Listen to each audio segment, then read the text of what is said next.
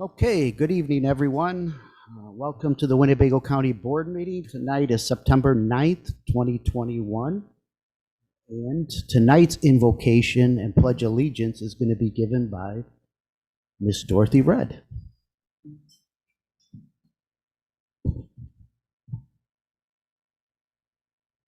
Thank you, Father, for allowing this county board to assemble here this evening to conduct the business of the county.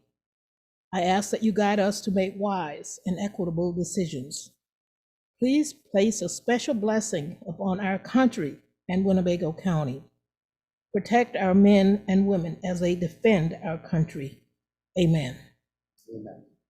I pledge allegiance to the flag of the United States of America and to the republic for which it stands, one nation, under God, indivisible, with liberty and justice for all. All right, thank you, Mrs. Redd. Okay, number 3 is the agenda announcements. I believe there was a request to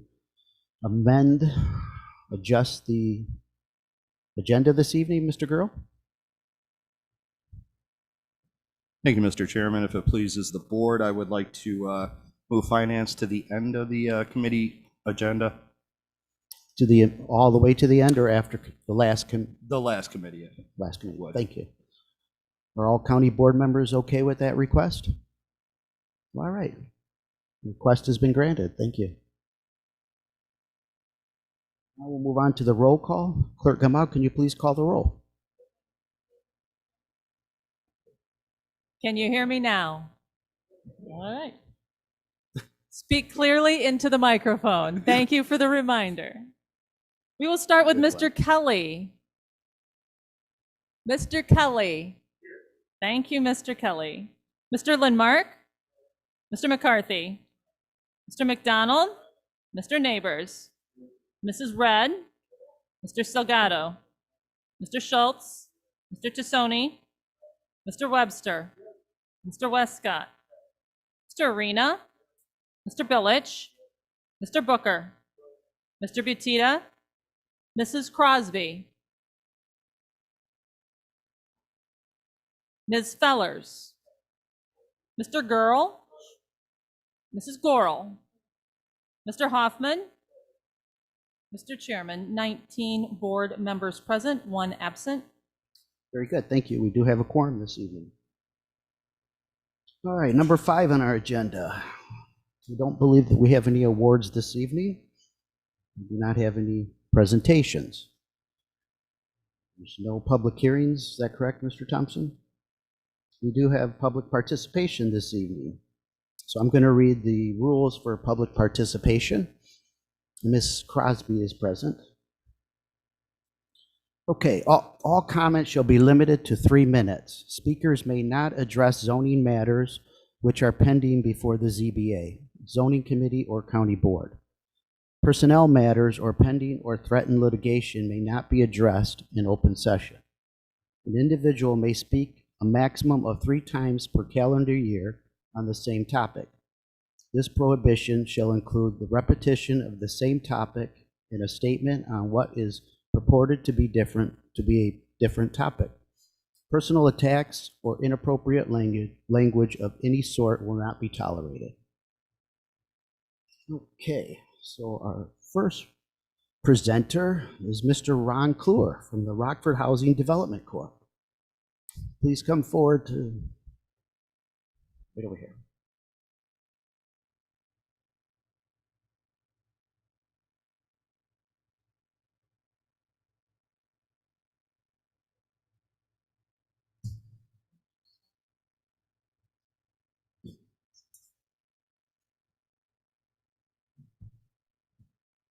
Chairman and County Board members, my name is Ron Kluwer, and today I come to you as Illinois Market President for Gorman and Company, as well as the Vice President for Rockford Housing Development Corporation, the former nonprofit that owned Concord Commons.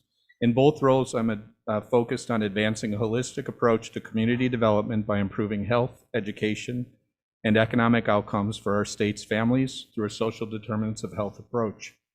I ask that you vote against the ordinance to opt out of preferential assessment for affordable rental housing construction and rehabilitation. I want to just remind you, if you don't know, that Winnebago County is in the lowest percentile across our state for health outcomes. Poor quality and inadequate housing contribute to health problems such as infectious and chronic diseases, injuries, and poor childhood development.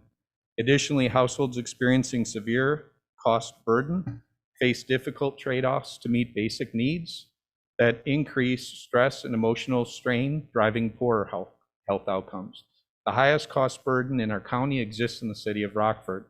The city's consolidated plan tells us verbatim that the greatest housing problem facing the city of Rockford is the lack of affordable housing and blighting and unsafe housing conditions. Renter cost burden is between 21 and 65% for some of our city's renters, depending on what neighborhood they live in. The lack of affordable housing in our state and here exists because the current tools that drive affordable housing production aren't enough.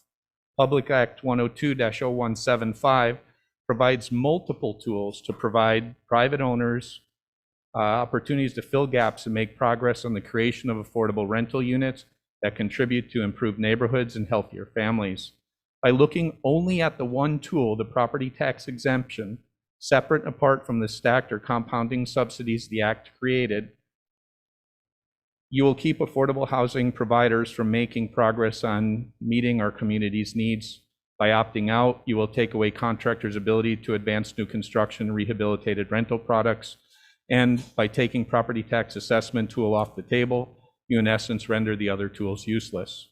While I understand there's a belief that this tool was focused on Chicago and Cook County, I beg to differ, as passage of this Senator Severson-sponsored bill, but now act, was unanimous by the Illinois State Senate, not one, but 3 times. Additionally, it passed the House with the unanimous approval of 59 votes of yes, 0 votes of nay.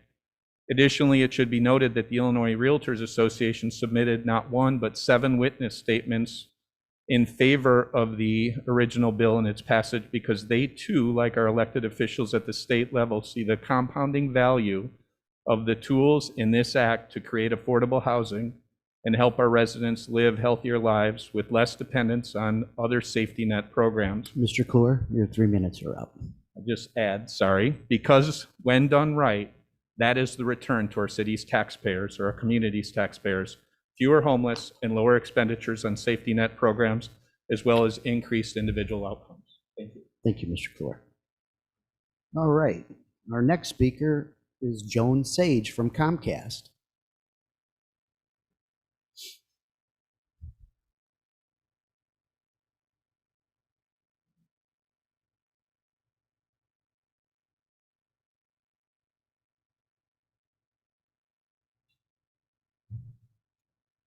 Thank you, Chairman, and good evening, County Board members and our esteemed clerk. Thank you so much for this opportunity. You have on your desks a packet of information regarding what Comcast has been up to these days in the county. The first thing on the list is our fiber expansion. You will see the investments that Comcast has made with a significant packet regarding cornerstone development. And there's also development in the town of Winnebago. In addition to that, the Internet Essentials program, which has been in existence for 10 years, there's information about that, the expansions that we've done. Currently, for any low-income individual that is not in this program and receives any kind of assistance either from the federal or the state, can have 60 days of free internet, followed by $9.95 a month for internet for them to, for their families, for remote learning, for whatever the needs are. In addition, for those families that if their home is not conducive to having internet at home, we have established, and you'll see in your papers there, 9 what we call lift zones. These are Wi-Fi hotspots that we've located in the Boys and Girls Clubs, at the YMCAs, Booker, Washington. Those are places where people can go to have free access to the internet. In addition, you will see that there is information about the expansion that we've done for community colleges and colleges. so that students who are on a Pell Grant can also receive the $9.95 price. One last thing about economic development, and that is that we will build where there is a need. So we will be working with you folks to know the directions that need to be taken, and we will go that way.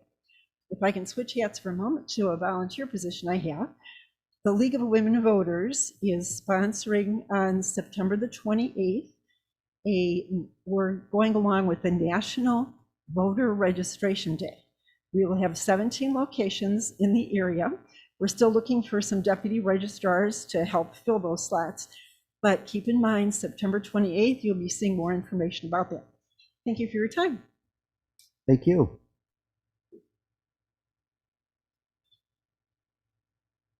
All right, next we're going to move to proclamations.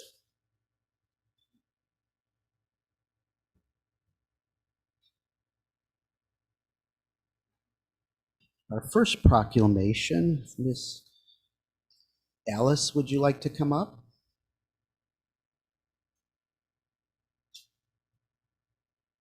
Everybody should be familiar with Miss Alice Uphouse.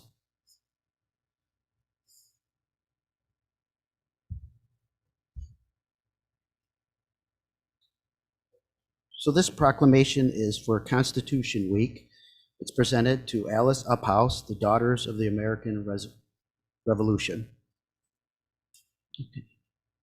So in recognition of Constitution Week, whereas the Constitution of the United States of America, the guardian of our liberties, embodies the principles of limited government in a republic dedicated to rule by law, and whereas September 17th, 2021, marks the 234th anniversary of the framing of the Constitution of the United States of America by the Constitution Convention. And whereas it is fitting and proper to accord official recognition to this magnificent document and its memorable anniversary, and to the patriotic celebrations which will commemorate the occasion. And whereas Public Law 915 guarantees the issuing of a proclamation each year by the President of the United States of America, designating September 17th through September 23rd as Constitution Week. Now, therefore, I, Joseph V. Shirelli, as Chairman of the Winnebago County Board, do hereby proclaim the days of September 17th through the 23rd, 2021, to be Constitution Week.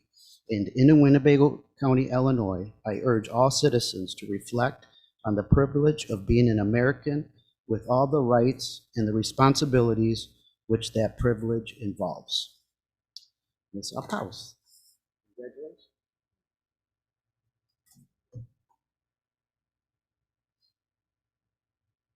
Thank you, Mr. Chairman and County Board members, for this proclamation. Rockford Chapter, National Society, Daughters of the American Revolution, was established and organized in 1894. And our first regent was Adeline Talcott Emerson. We have been serving this community, Winnebago County, for 127 years. It will this October. Our motto is God, Home, and Country. The Constitution of the United States incorporated the principles of freedom, equality, justice, and humanity for which our American patriots sacrificed their lives and fortunes. Think about that. The celebration of the Constitution was started by the Daughters of the American Revolution in 1955. The DAR petitioned Congress to set aside September 17th through the 23rd as Constitution Week, and General Dwight D. Eisenhower signed it into law the next year. And it coincides with the signing of the original Constitution. I always wonder, as some of you may know, as I've told you before, Mamie Eisenhower was a DAR. And I always wonder whether she had any influence over Ike to make sure this got passed in Congress.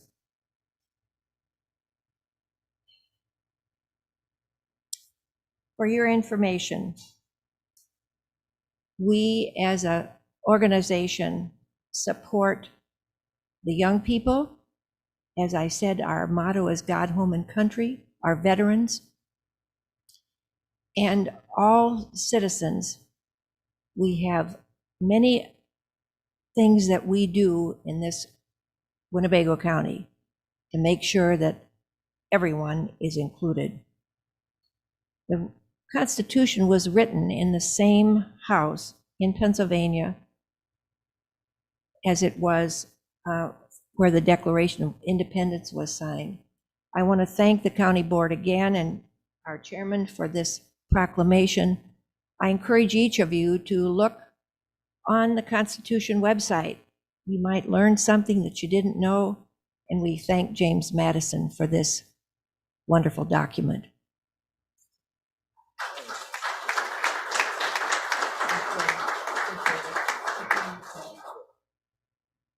Thank you, Alice.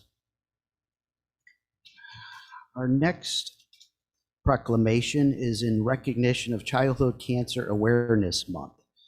Could I have Caitlin Norgard and/or Aaron McCarthy, K Cancer Softball, with Randall Rapier, also present for K Cancer Softball.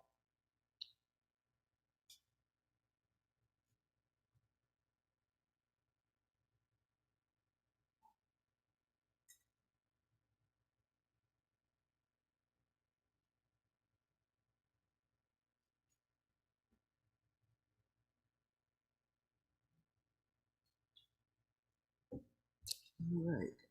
In recognition of Childhood Cancer Awareness Month, September 2021. Whereas childhood cancer is an issue that affects our entire community, and whereas each day 43 children are diagnosed with cancer in the United States. This means the families of 15,590 children in the United States will find out they have cancer each year. And whereas cancer is the leading cause of death by disease in the United States, ending the lives of over 1,800 children each calendar year. And whereas approximately 2/3 of childhood cancer survivors suffer from long-term side effects relating to the treatments they receive. And whereas childhood cancer research remains woefully underfunded and receives less than 4% of the federal budget for cancer research. And whereas an estimated 75 families are battling childhood cancer in Winnebago County. And whereas there are no pediatric oncology facilities in Winnebago County, and our childhood cancer families must travel outside of the community for treatment, resulting in serious financial and logistical burdens, compounding the challenges of battling childhood cancer. And whereas K Cancer Softball raises over $50,000 annually to direct support these families. Whereas every private and corporate citizen like K Cancer Softball can make a difference in the supporting and encouraging our neighbors who are fighting childhood cancer. Now therefore be it resolved, I, Joseph V. Shirelli, Chairman of the Winnebago County Board, do hereby proclaim September 2021 as Childhood Cancer Awareness Month in Winnebago County, and I encourage all citizens to rally support for all individuals affected by childhood cancer.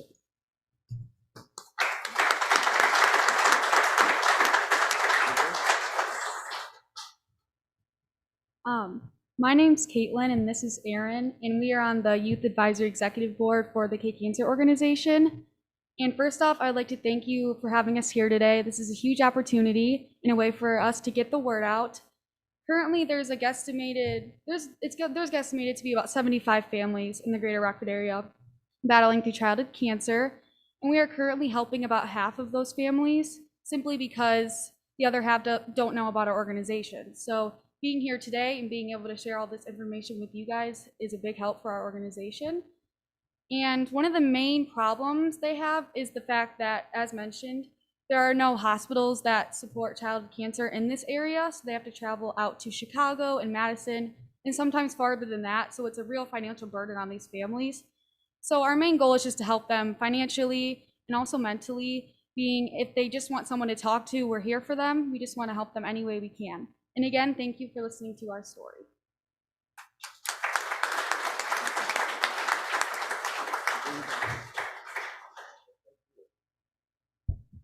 All right.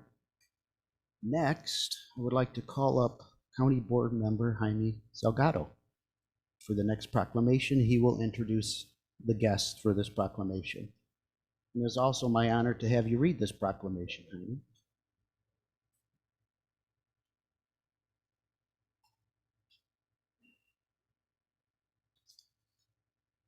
So if I could please have Mr. Quinones, Alderman for the City of Rockford, past County Board members Julio Salgado, Isidro Barrios, if they could come up here, as well as the Hispanic Rockford Chamber of Commerce, the local businesses, and Mr. Montoya to come up, please.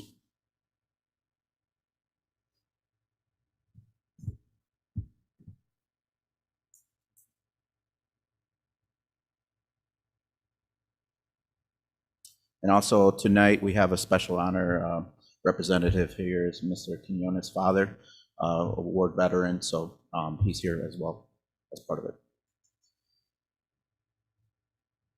All right, so I'll get started with the proclamation. Proclamation recognition of Hispanic Heritage Month.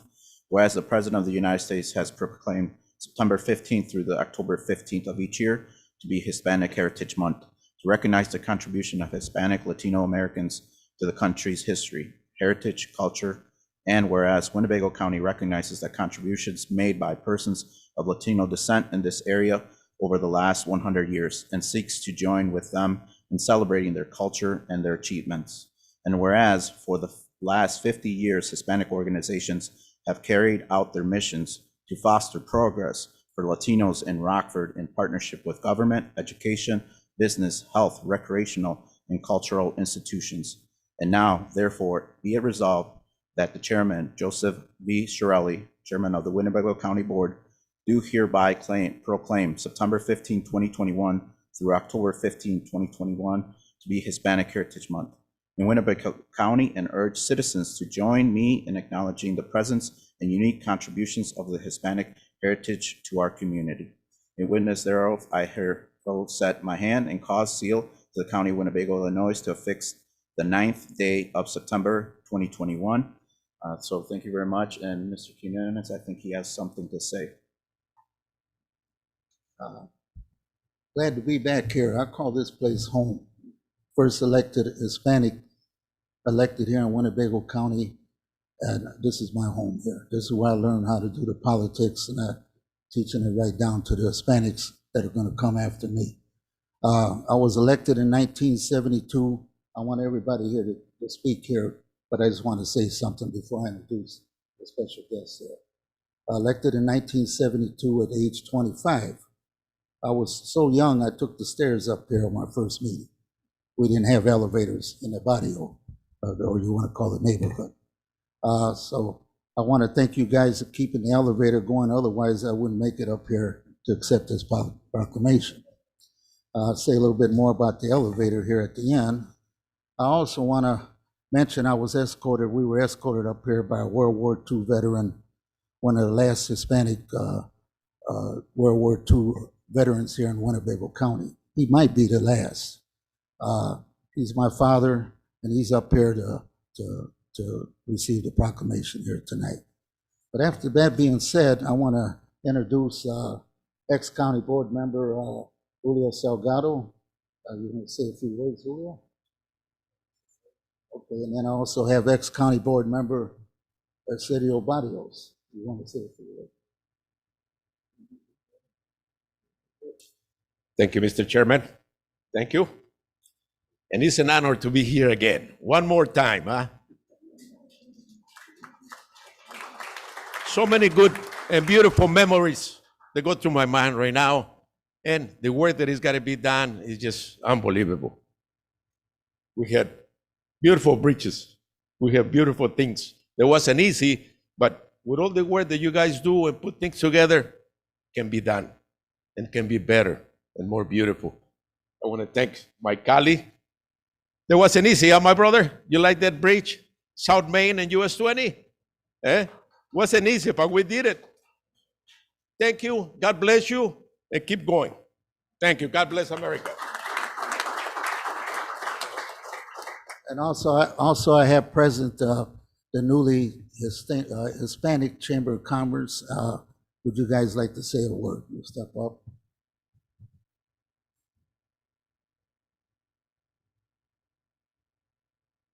Hey, my name is Suli Cadengo, and on behalf of the newly formed Rockford Regional Hispanic Chamber of Commerce, I'd like to, first of all, thank you for recognizing the efforts that our Hispanic community has put forth and their contributions to our community, not only on this month, but hopefully we continue to recognize our community's efforts ongoing on the rest of the month of the year.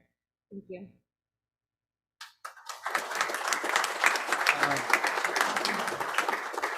Is there anybody else here who would like to speak?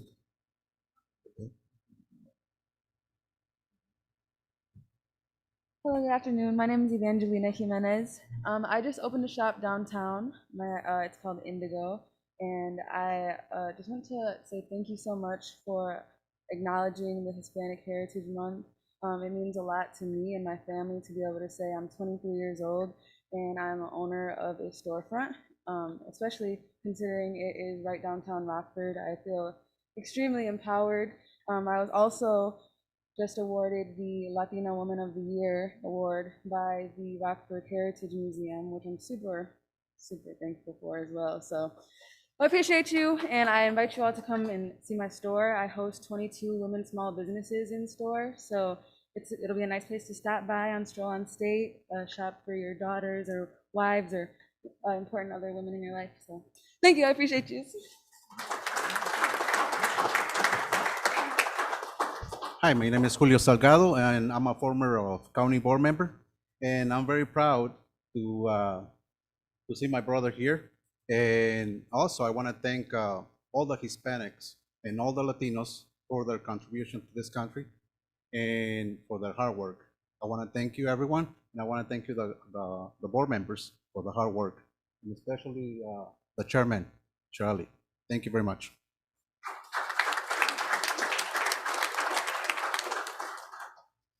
Good evening, everybody. My name is Ricardo Montoya Picasso. Not only do I am the Vice President of the Rockford Regional Hispanic Chamber of Commerce, but I'm also the Chief of Staff for State Representative Dave Vela of the 68th District. I want to thank all of you, the county board members, for your efforts for recognizing Hispanic Heritage Month. It means a lot to the Latino community. It means a lot to me.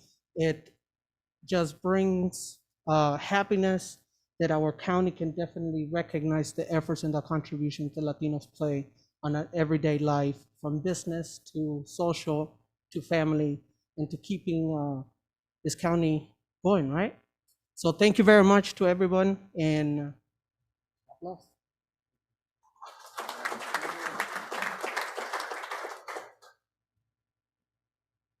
Hello, my name is Melissa Santillan. I'm a small business owner as well as an event coordinator in the area.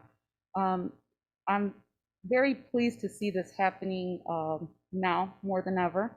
I want to thank everybody involved in all of this, and also the RACVB for honoring me as someone in the community, as part of the community this month for Ethnic Heritage Month. So thank you for all of your efforts, and I look forward to bringing quality entertainment to the region.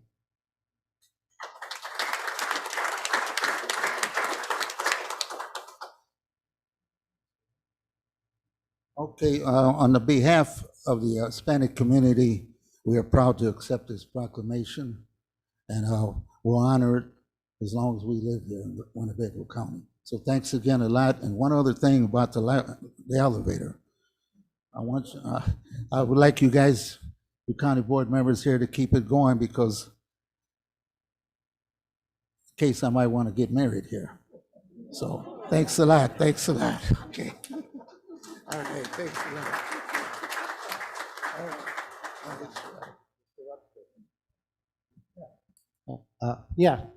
I just want to say it's been a pleasure. Maybe I've been here too long or something, but I have worked with all four of you as county board members, one way or another. Currently working with Jaime, of course, but I worked with Julio when he was on the board. I worked with Tuffy when he was on the board, and Isidro. And Isidro, we worked well together in public works and got a job done on getting some bridge work done, thanks to his leadership on that. And so with that, I think it's just been a pleasure working with all of you. You've all been easy to work with, agreeable on things, and we got the job done. And I really appreciate working with you guys. And I didn't really recognize Ted, your father, Tuffy. I didn't recognize Ted Quinones when I walked in. I met him years ago. You know that, a couple of times. But it's been a few years. If you'd ever got a chance to thank a vet, now's the time. Ted served World War II. He was a medic at our former Camp Grant. And so, Ted, thank you for your service. I appreciate it. Okay, we appreciate it. Thank you. Okay, all right. Okay, all right, thank you. Like we say in closing, muchas gracias, that means thank you, and we appreciate all the work you guys are doing here in the county. Thank you again.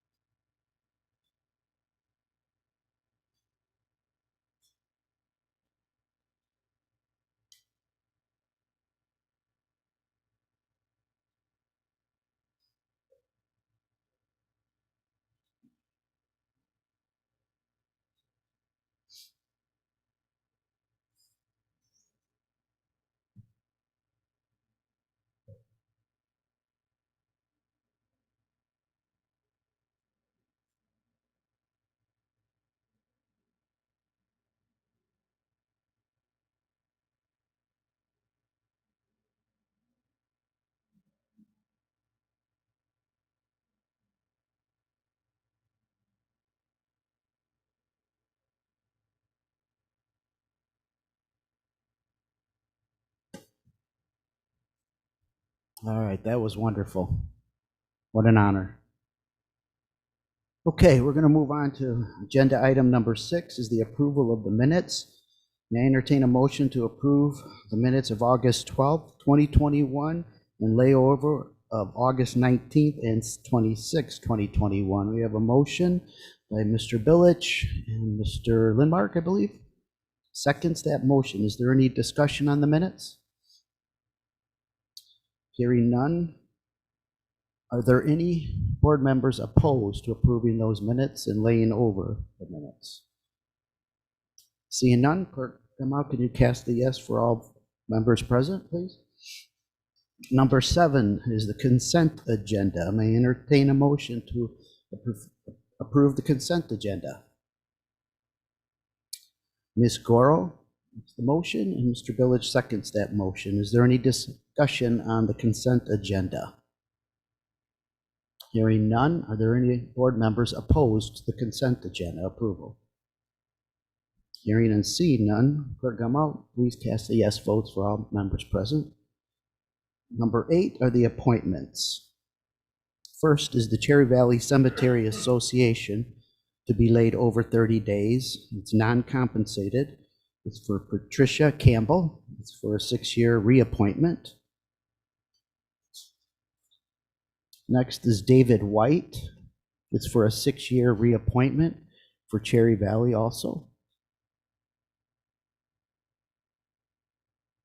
And we have the Durand Sanitary District to be laid over for 30 days. That compensation is $500 per year. And my appointee is Kenneth Gibler. That's a 3-year reappointment for Durand, Illinois Sanitary District. So all of those will be laid over this evening. Okay, we'll go to reports of standing committees. So we're going to move Finance to the end. So we will now move to the Zoning Committee. Mr. Webster.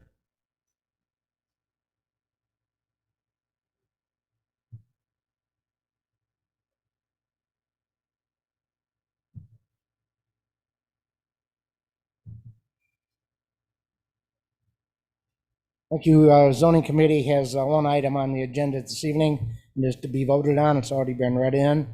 Z0621. And this came with approval, unanimous approval from both the Zoning Board of Appeals and the Zoning Committee. Okay, we have a motion by Mr. Webster to approve. Mr. Westcott seconds the motion. Is there any discussion, Mr. Webster? No, No discussion this evening? Are there any board members opposed to that motion? Hearing and seeing none, Clerk Gamal, can you please cast the yes for all members present? Mr. Webster. Okay, that's all we have this evening. Thank you. Thank you, Mr. Webster. We'll move on to the Economic Development Committee. Mr. Billich.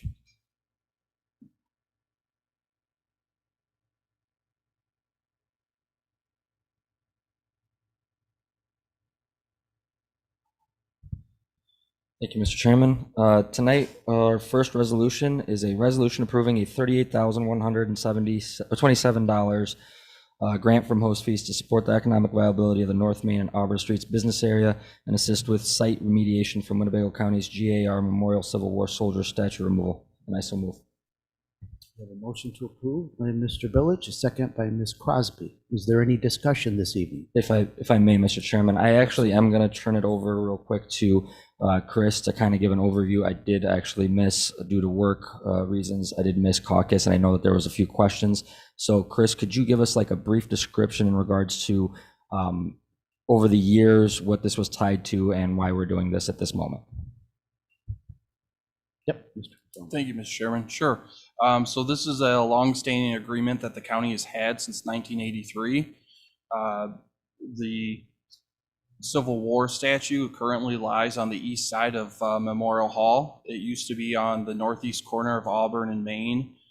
It was put there in '83. The agreement, which was included in the packet, went for 15 years and then renewed 5 years, every 5 years until it moved.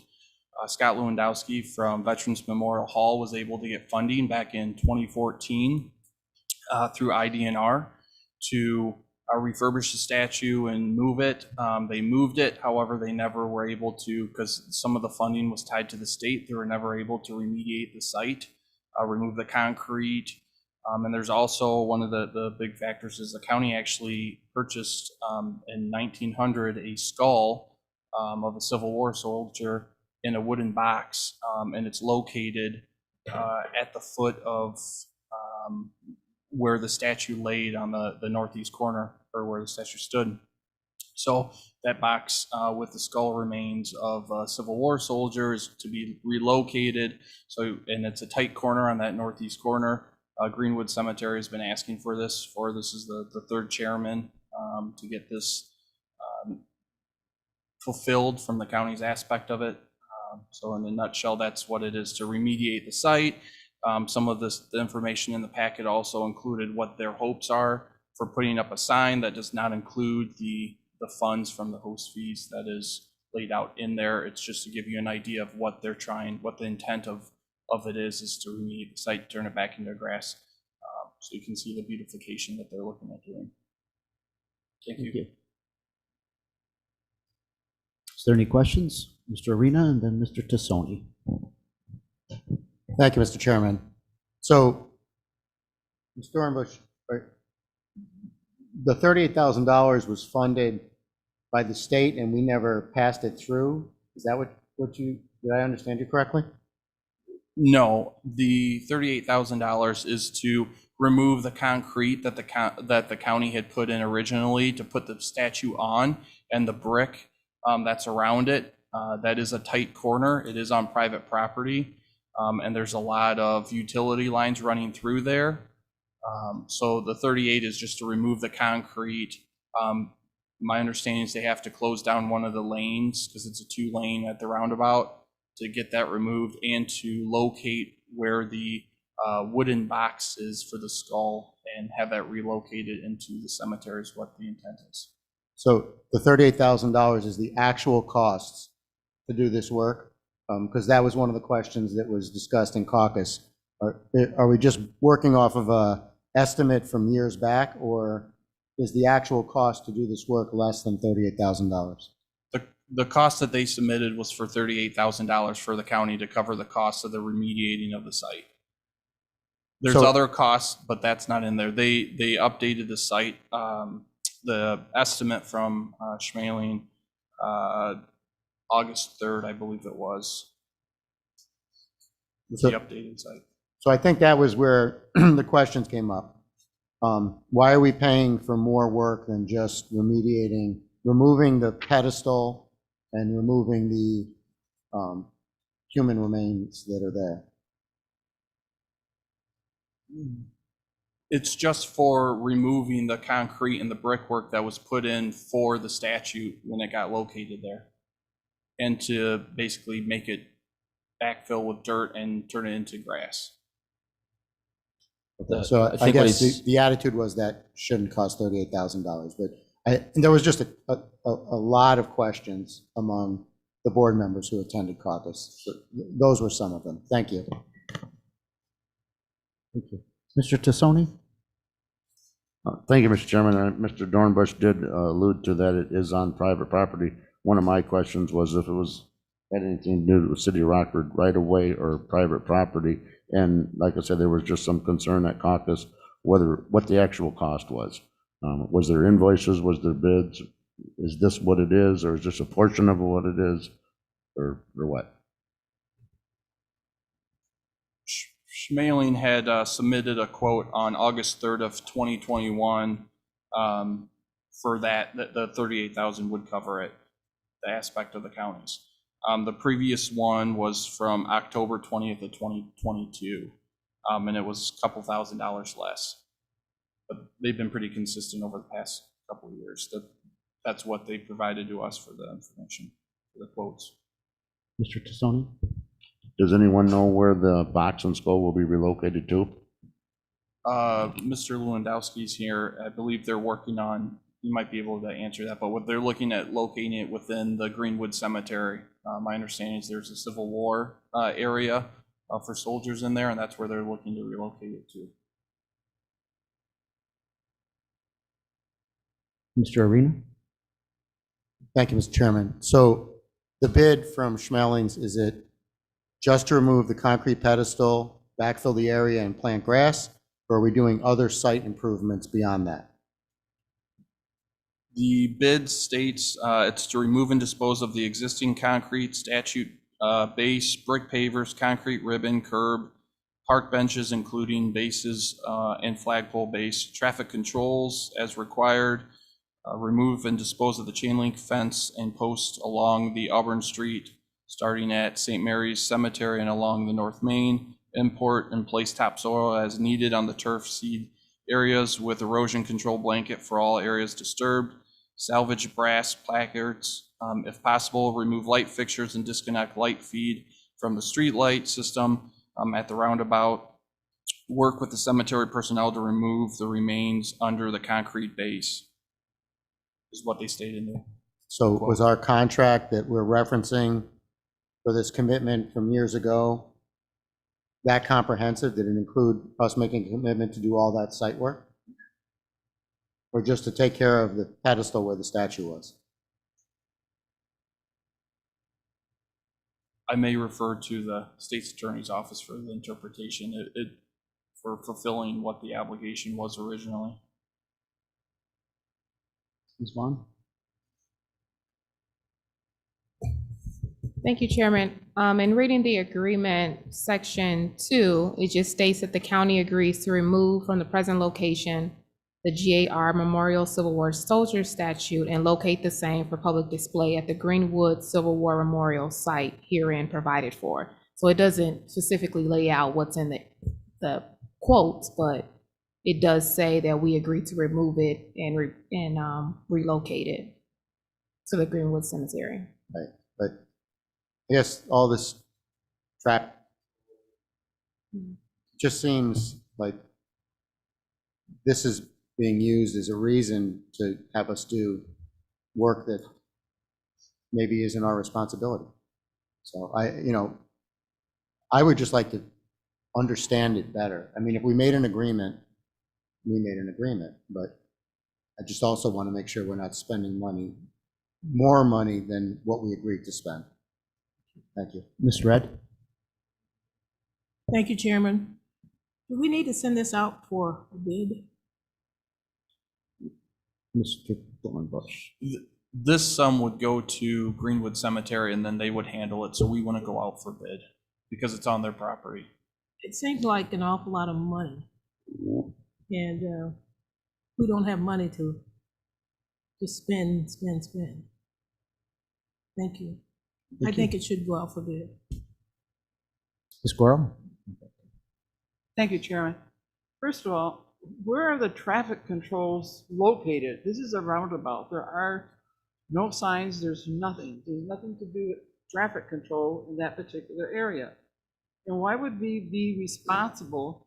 Did I understand you to take down that fence from North Main going all the way back to the other cemetery? Why are we responsible for doing that? Did you want to respond, Mr. Dornbush? That was what they had submitted within there, and it was our understanding that it was implied that we'd remediate the site, so there could be room for discussion, further discussion. The first discussion I had with them was quite a few years ago when I had, I made the mistake of being online as a county board member when we were removing the statue. And that cemetery and that whole area down there, we have an organization, we're up in arms because we were taking the statue away. And they, at that time, thought that we should redesignate something else into that area, rebuild that area, because the cemetery didn't have the money to do that. And I told them they got the garrison flag. We sure didn't get that anyplace else in town. They got that beautiful garrison flag in place of that statue. And that garrison flag can be seen from 4 different directions as you go towards Auburn and North Main. But they wanted us to reconstruct that whole area at that time. And I just pushed the whole thing aside and never went back online again so they could slam me. But how much of that work are we doing for them? And how much of that work really needs to be done because of a replacement of that wonderful statue that is, and that was what I had said to them, because it belonged to the board members of Winnebago County, because the Winnebago County board members paid for that statue to begin with. And then when we finally had to have something on that corner, it was a wonderful thing. But Memorial Hall is where it belongs. And I guess that's when that whole argument came up about it going to Memorial Hall.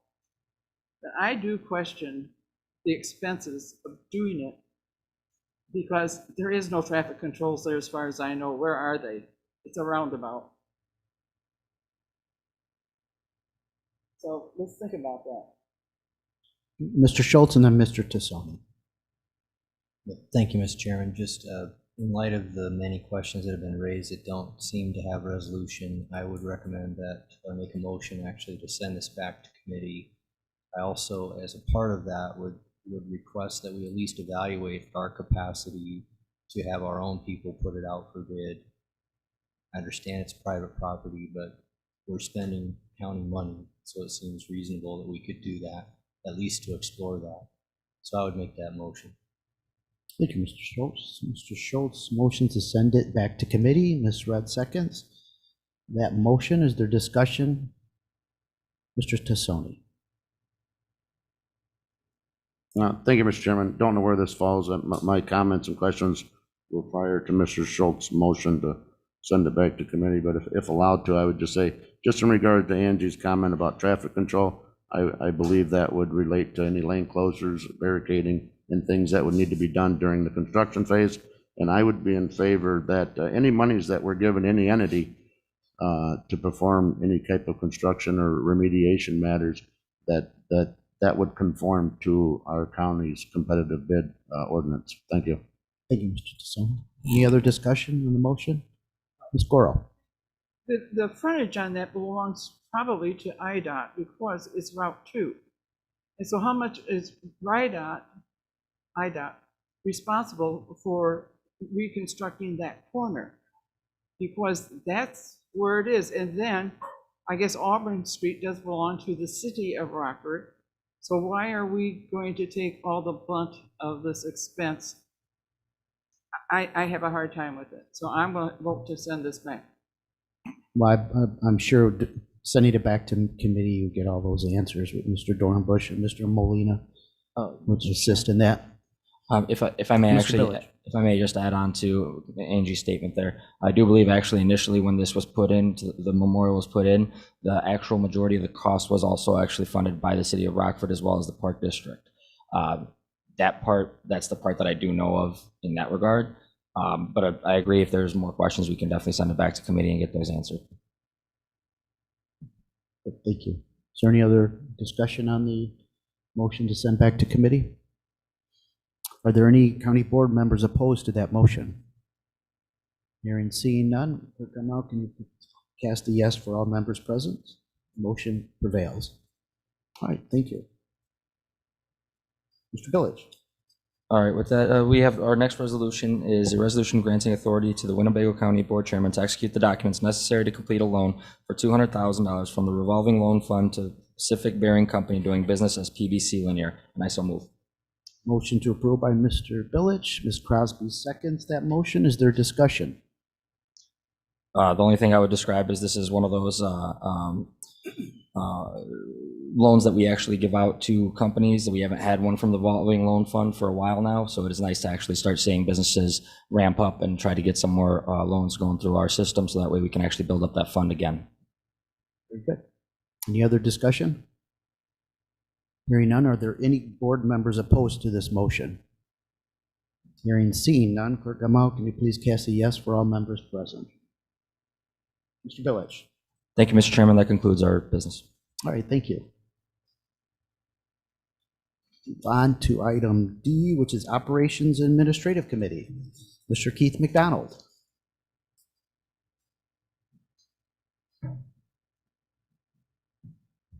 Thank you, Mr. Chairman. The Operations Committee has two resolutions this evening. The first resolution establishing date, time, and location of each meeting of the Winnebago County Board, and I so move. Motion by Mr. McDonald, second by Ms. Red. Is there any discussion? Hearing and seeing none, any members opposed to the resolution being approved? Hearing and seeing none, Clerk Gamal, please cast a yes for all members present. Mr. McDonald. Thank you, Mr. Chairman. The next resolution authorizing the chairman of the Winnebago County Board to execute a consulting services agreement with River Bluff Nursing Home, and I so move. I think we have a motion by Mr. McDonald to approve, and we have a second by Mr. Huffman. Is there discussion? Hearing and seeing none. Are there any board members opposed to this motion to approve? No. Clerk Gamal, please cast a yes votes for all members present. Mr. McDonald. Thank you, Mr. Chairman. With your permission, can I take care of under 10, item A? You may, yes. Thank you, Mr. Chairman. This is a resolution adopting criteria for the operation of the county's delinquent tax program. It's been laid over 4 times already. I make a motion to send it back to committee, please. Very good, Mr. McDonald. There's a motion to send that item back to committee and a second by Mr. Webster, Mr. Arena. Is there any discussion on that motion? Hearing and seeing none. Please cast a yes vote for all members present. Thank you, Mr. McDonald. That concludes the report. Thank you. Thank you. All right, we go to Public Works Committee. Mr. Tassoni. Thank you, Chairman. We have no report. All right, thank you, Mr. Tassoni. Public Safety and Judiciary Committee, Mr. Gurl.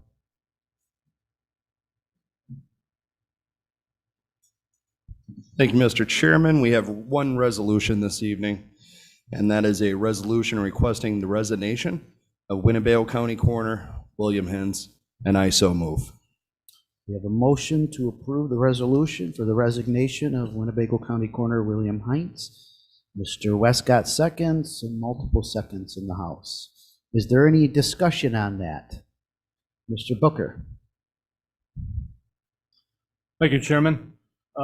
I've had an opportunity to work with Mr. Bill Hintz during my time as a county sheriff's deputy. And every one of those calls, Mr. Bill Hintz displayed compassion, respect, courtesy, and what I'd like to say to Mr. Bill Hintz at this time is that I would like to see the same dedication, compassion for the county employees that are in the coroner's office, and also for the respect for the citizens of Winnebago County. And by displaying that same type of respect, so that he has the time to consult with his legal counsel, I just see it being extremely difficult to consult with his legal counsel and run the county coroner's office. So out of respect, Mr. Hintz, if he would so, out of respect for the citizens of Winnebago County, resign his position as Winnebago County coroner. Thank you. Thank you, Mr. Booker. Any other comments? Ms. Fellers. I'm a big proponent of due process and seeing the law through. And while I do believe that there have been actions on the part of Mr. Hintz which have harmed the trust that Winnebago County community members have in our elected officials, I think it would be in the best interest of this board to, rather than ask for his resignation, to ask for an administrative leave so that he can be afforded a fair trial. He is still currently legally innocent until he is proven guilty, but I do believe that it is in the best interest of our county for him to step away from his position for the time being. And so I would move that we would amend the resolution to ask for an administrative leave. That's all. Ms. Fellers, that's already in the resolution. Okay, thank you. Yeah. You want to maybe read the resolution? I certainly can. Thank you. Thank you. All right. Whereas William Hintz was elected as the Winnebago County coroner in 2016 and was reelected in 2020. And whereas, as coroner and elected official, Mr. Hintz is subject to the provisions of the Illinois County Code, the Winnebago County Ethics and Business Conduct Ordinance, and all federal and state laws. And whereas, on September 3rd, 2020, Mr. Hintz was indicted on multiple charges of forgery, theft, and official misconduct, and this criminal case is currently pending. And whereas, on September 1st, 2021, Mr. Hintz is facing new charges of theft and official misconduct related to his duties as Winnebago County coroner. And whereas, as a result of these pending criminal cases, the Winnebago County Board requests the resignation of Mr. Hintz as Winnebago County coroner, which would best serve the interest of the residents and taxpayers of Winnebago County. Now, therefore, it be resolved that the Winnebago County Board of the County Board of Winnebago County, that was tough, is requesting the resignation of Winnebago County coroner William Hintz immediately. Be it further resolved, should William Hintz voluntarily resign as county coroner, the vacancy of that office shall be filled as provided in Election Code 10. And further, be it further resolved, in the alternative, should William Hintz not voluntarily resign as Winnebago County coroner, that the Winnebago County Board request that William Hintz agree to be placed on administrative leave until all said charges are resolved. Thank you. Good? Okay, thank you. Thank you. Any other discussion on this resolution? All right, hearing and seeing none. Did I ask if there's anyone opposed? Not yet. Okay, is there any board members opposed to this resolution? Hearing and seeing none. Clerk Gamal, can you please cast a yes vote for all members present? Mr. Burrow. Thank you, Mr. Chairman. I just want to report through our Corrections Department that last month we brought in $460,000 through the federal prisoner program. So that was mirrored as it was last month and the prior month, so we can see a pattern, and it's steadily growing. So good job to the Sheriff's Department, our correctional officers, and Mr. Redmond. Thank you, Chairman. That concludes our report. Thank you, Mr. Burrow. Okay, I think that concludes all of our standing committees, except for Finance. right? That was gonna be taken last. Okay, Mr. Salgado.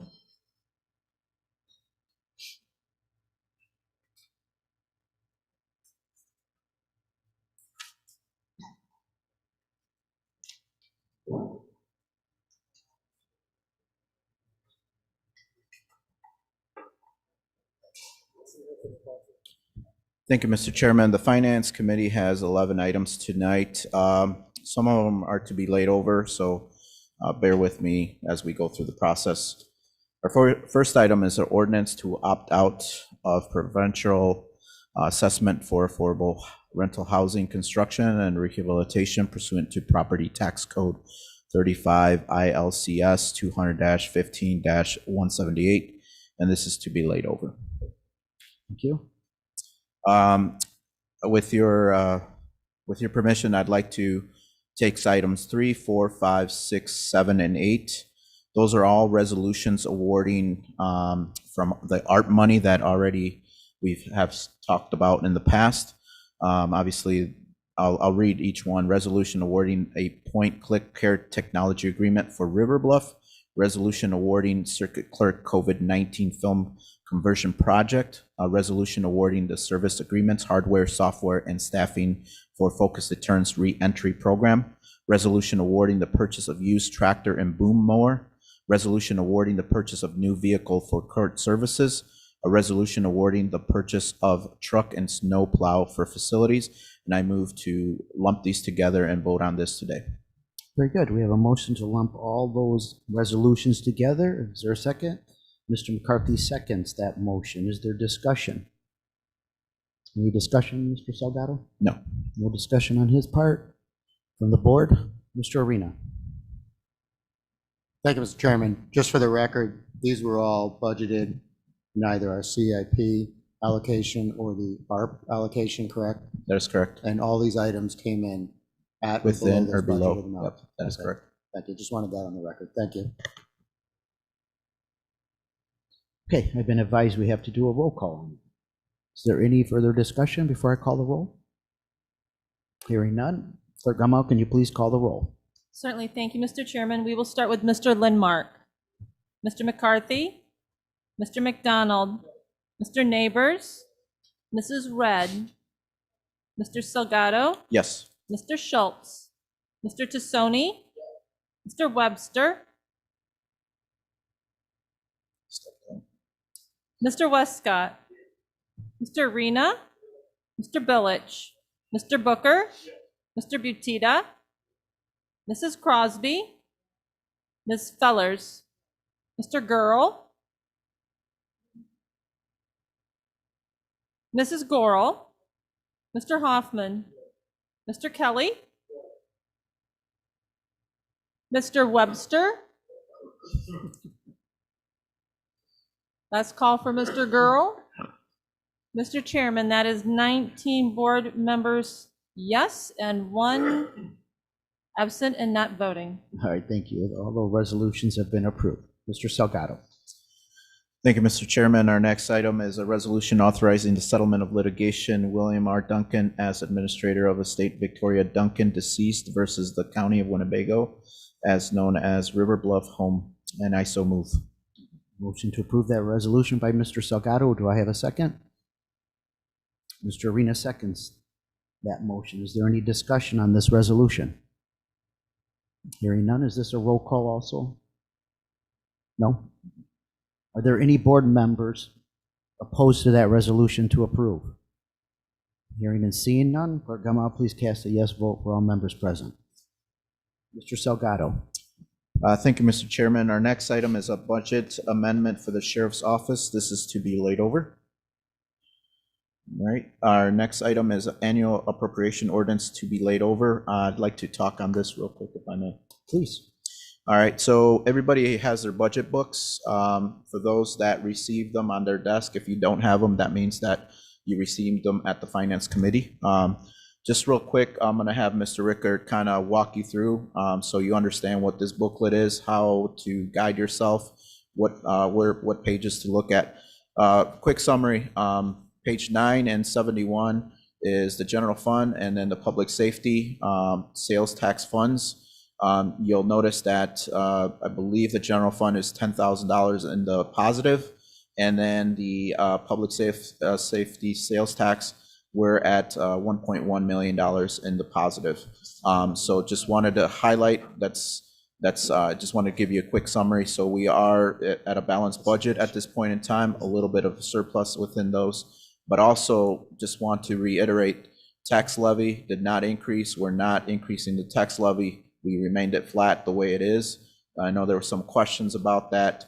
One of the things, the recommendations for next year, for this year, the 2021 budget that was previously, that's currently going on. We're looking at potentially bringing the funds to balanced budget on the balances, so we don't have any negative funds, but that's for this year, not for next year's budget.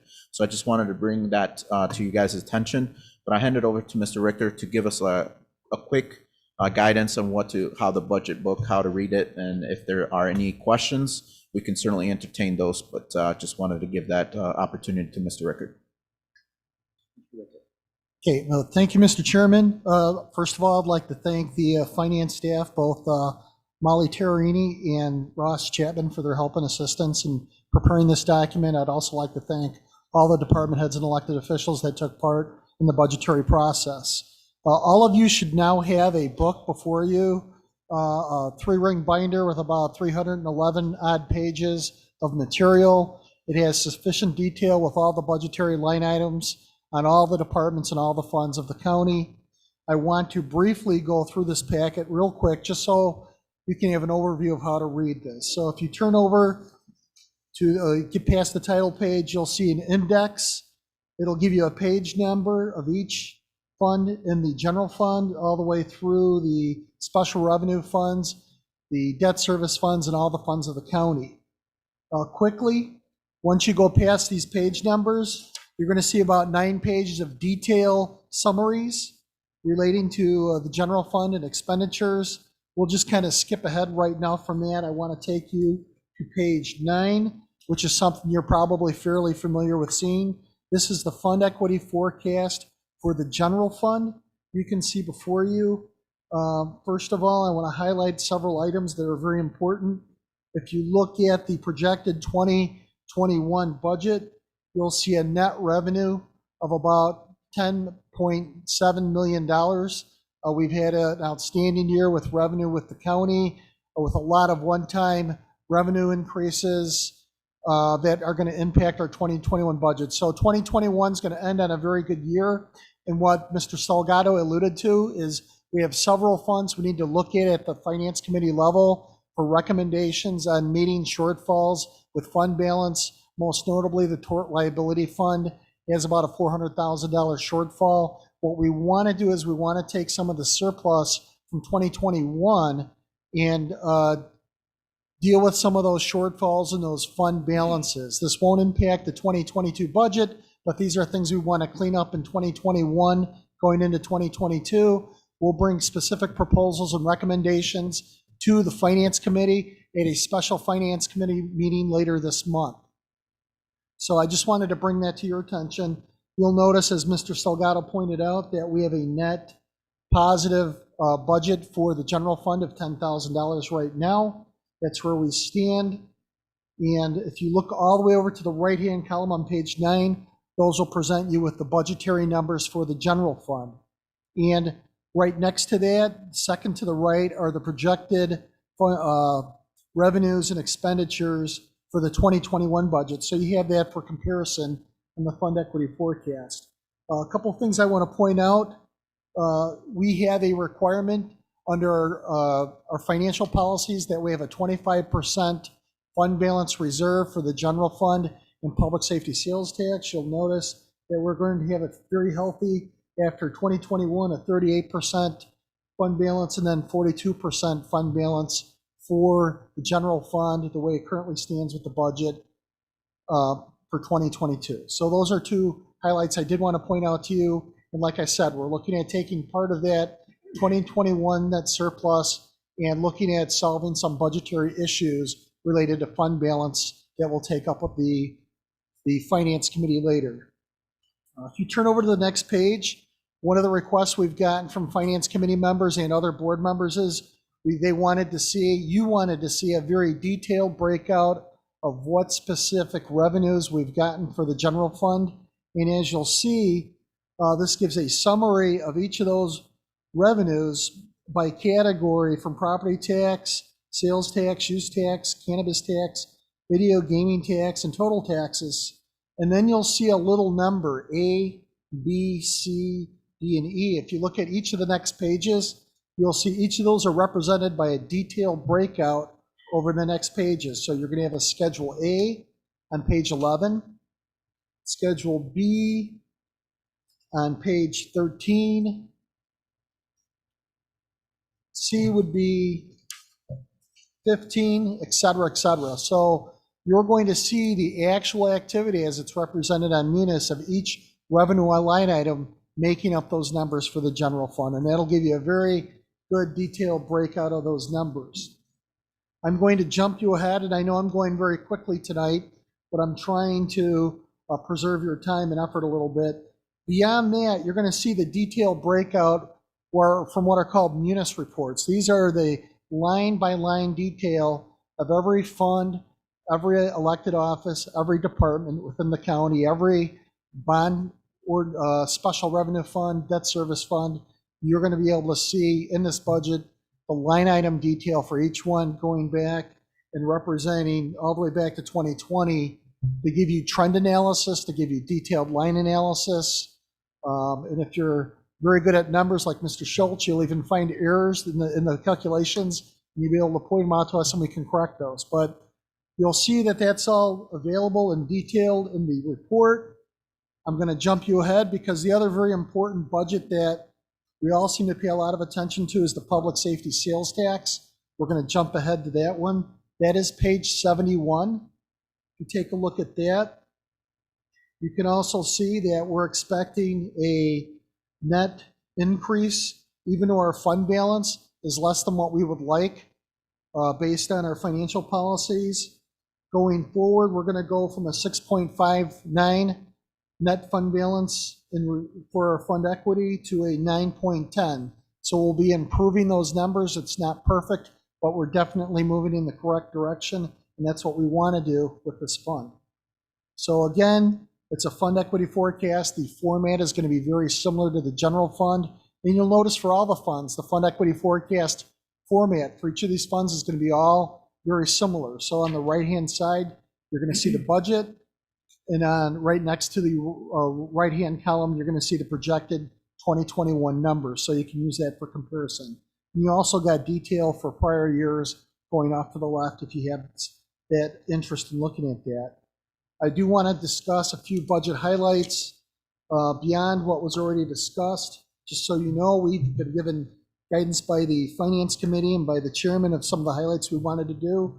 First and foremost, this budget is not increasing our tax levy beyond new growth. So all we're doing is we're taxing new growth, not existing growth. So it's a flat property tax levy for this year.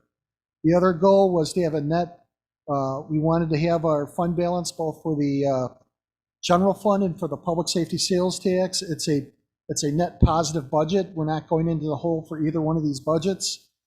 And we did this in cooperation. We're working with the department heads and elected officials and got their input on all this. We're not decreasing county services or necessary functions. Those were all accomplished with this budget.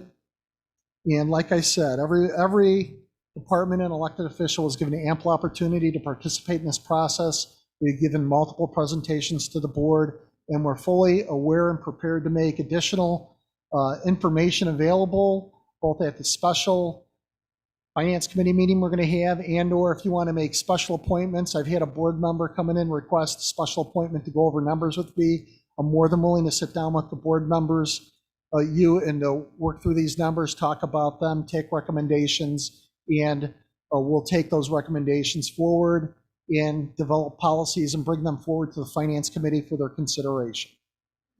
So I would hope that briefly answers your questions with a very complex, detailed topic. And if you have specific questions for me, I'd be more than happy to answer those questions at this point. Thank you, Mr. Rickert. Mr. Schultz? Thank you, Mr. Chairman. Just because this is such a significant item, I do think it's good to point out or necessary to just because this is a significant item, I do think I should point out that the River Bluff Nursing Home is carrying over their difficulties financially into this next budget year. Originally, the staff had solved that problem by using general fund monies as a transfer, which produced a deficit budget for the general fund. And in resolving that, they took a substantial amount of money, close to $3 million, I think, out of the host fee fund. And that will deplete the host fee fund so that at the end of 2022, it will be down, I believe it was $1.7 million. It's in the book that you have as a remaining balance in the host fee fund. That's obviously not a sustainable thing. And so I would just urge that as a board and as a staff, we really need to have resolution during the next 24 months. If the decision's made to actually leave that subsidy in the budget, to at least make sure that there's dialogue going on to make sure that, the host fee funds at 1.7, it's not going to go very far after this year. It wouldn't handle the amount that's being given to River Bluff this year for another year. So it does have to be addressed. The other thing I'll just throw out there is I've been asked repeatedly if I'm going to vote for this budget. I won't vote for it, even though I'm thrilled that it's balanced. But the additional staffing in the sheriff department is going to create problems for us going forward. And so that's the rationale that I have. That doesn't mean that I'm urging you not to vote for it. I'm just making clear what my position is. Thank you, Mr. Schultz. Is there any other questions? Mr. Salgado? Thank you, Mr. Chairman. Like Mr. Rickert said, we're going to have a special finance meeting as well to kind of go over additional highlights to talk about discussions for 2021 budget, where we're going to end up. One of the biggest things that Mr. Schultz and some other folks at the Finance Committee level was talking about the negative fund balances that we have out there. What do we do with it? So Mr. Rickert, with recommendation, we've decided that potentially we're going to do a policy where, each fund balance that gets in the negative, they have to come in, provide their detailed information, how they got there, what's the resolution, what's their proposal for sustainability. So that's something that's in the works, but just look out for that special Finance Committee meeting that we're going to have. And obviously, we have time from now into the next county before we approve the final ordinance for this. Crosby. Thank you, Mr. Chairman.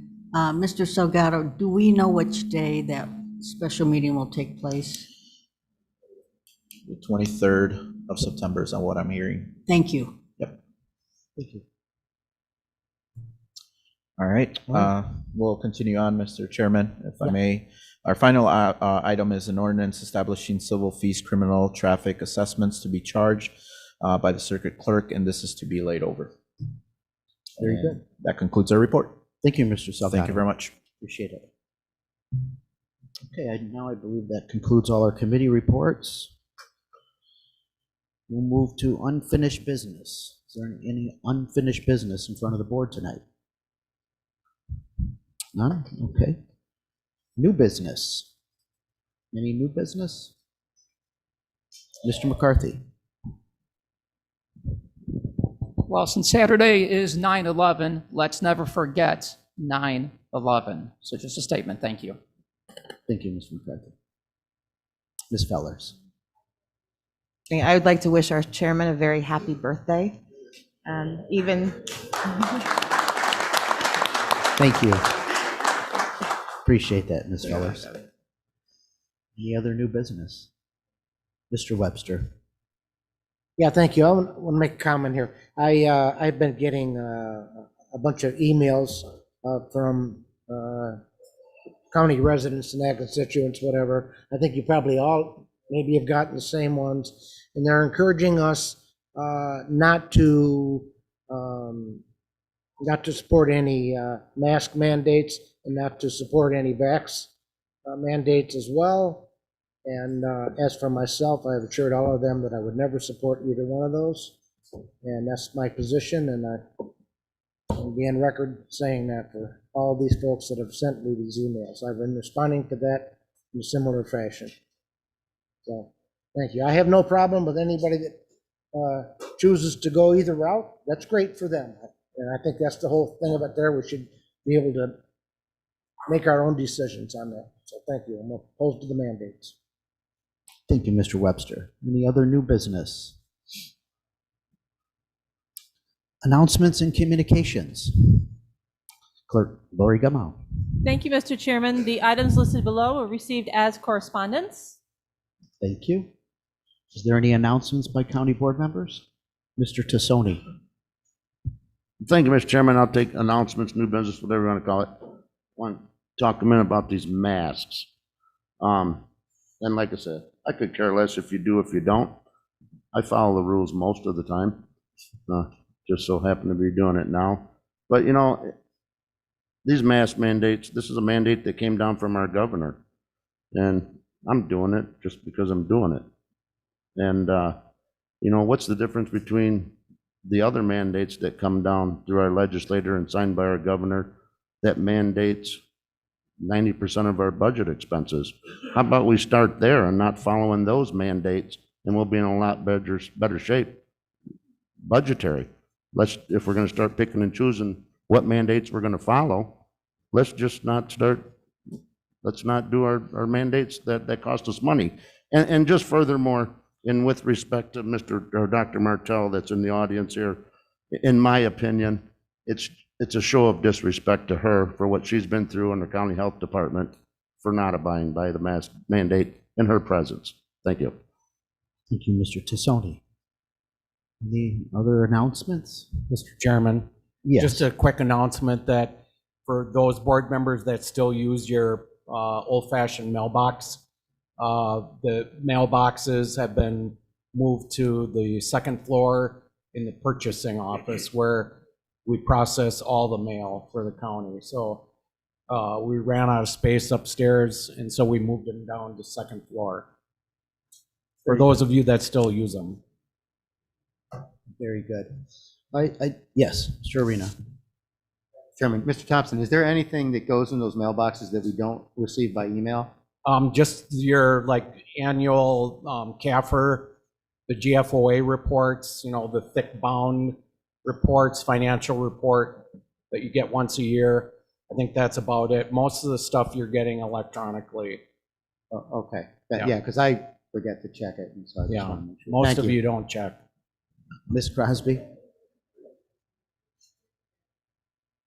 Yeah, just as a, thank you, Mr. Chairman. You do get invitations to different events that do not come through your email. So that's the stuff you would miss. Thank you, Ms. Crosby. Mr. Arena? Just a suggestion then, maybe we could bring that stuff here, you know, because if there is stuff we should see, you know, if it's not inconvenient, that might be a. I think that's a great suggestion, and we'll do that. Okay, thank you. Thank you. Any other announcements? I just want to say one thing. A very dear friend of mine, and I know a lot of people in this room, passed away suddenly this morning. He was Attorney Robert A. Calgaro. Passed away. He did a lot of business in front of this county board for many years, and zoning and liquor licensing. So it's very sad. I'm very. If you found me to be a little off tonight, I had a very difficult day, and so I apologize for that. But I just wanted everyone to know that you knew him, you loved him. My condolences to his family. Thank you. Do we have a motion to adjourn? Ms. Crosby and Ms. Goro seconds. All in favor, say aye. Aye. We are adjourned. Thank you.